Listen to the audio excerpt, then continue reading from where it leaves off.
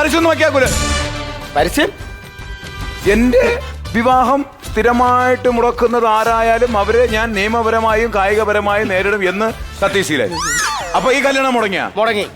ഒരു കാര്യം ഞാൻ പറഞ്ഞേക്കാം, 2 ദിവസത്തിനുള്ളിൽ എന്റെ കല്യാണം മുടക്കി ആരാലും ശരി അവനെ ഞാൻ വീട്ടിൽ കയറി തല്ലിയിരിക്കും. നീ എന്തിനു ഇവിടെ കിടന്ന് ബഹളം ഉണ്ടാക്കുന്നത്? ഇവിടെ കിടന്ന് ബഹളം ഉണ്ടാക്കും ഞാൻ. എടാ നിന്റെ ഈ മോശമായ പ്രവൃത്തി കാരണമാണ് നിന്റെ ഒരു കല്യാണം നടക്കാത്തത്. ഈ നാട്ടിൽ ആരെങ്കിലും നിന്നെ കുറിച്ച് നല്ല അഭിപ്രായം പറയുന്നുണ്ടോടാ? എന്റെ അച്ഛനും പറയുന്നുണ്ട്, അമ്മയും പറയുന്നുണ്ട്. ആ പറയുന്നുണ്ട്. നീ ഇതും കൂടെ കൂട്ടി എത്രാമത്തെ കല്യാണം മുടങ്ങി? 26ാമത്തെ. വേണം, നിനക്കത് വേണം. എടാ നമ്മളെല്ലാം ഒരു പ്രായം. എന്റെ മോയപ്പോ ഡിഗ്രിക്ക് പഠിച്ചോണ്ടിരിക്കുകയാണ്. നീ ഇങ്ങനെ നടാ എന്താ ചെറുക്കായിട്ട്? നീ അറിയുന്ന കാര്യം അറിയോ? ഇവന്റെ പേര് സത്യശീലൻ.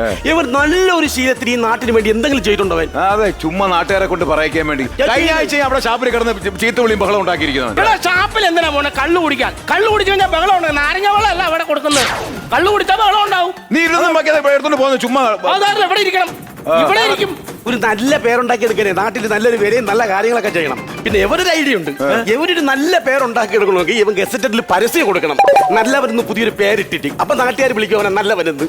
ആക്കിയതാണ്. പോയി ചാവും. അല്ലേ, ഞാൻ ഒരു കാര്യം പറഞ്ഞില്ലേ, നിനക്ക് എന്തെങ്കിലും പണിക്ക് വെക്കൂടാ? നമ്മള് നോക്കിയാണ് മാന്യമായിട്ട് ഉള്ള കച്ചവടം, ചൂട് സമയം തെറിച്ച് നമ്മൾ ജ്യൂസ് കച്ചവടം ചെയ്യാം. നിനക്ക് എന്തെങ്കിലും പണിക്ക് വെക്കൂടെ?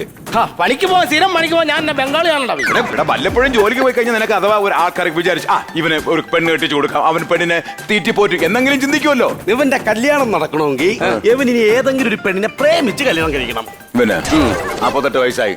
പ്രേമിക്കാൻ വരുമോ? ഇവന് പ്രേമിക്കാൻ